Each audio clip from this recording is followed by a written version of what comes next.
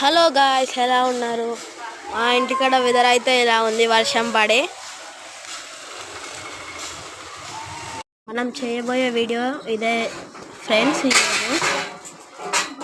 ఇదైతే కార్న్ఫ్లవర్ అంటారు, దీన్ని సోయా ఫ్లూడ్ చేయబోతున్నాం.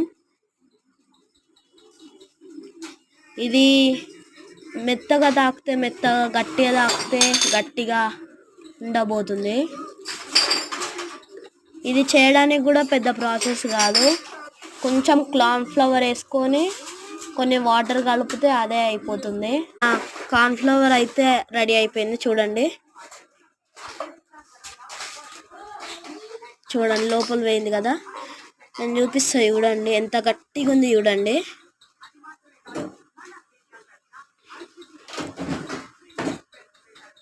చూసారా? Like and subscribe. బాయ్.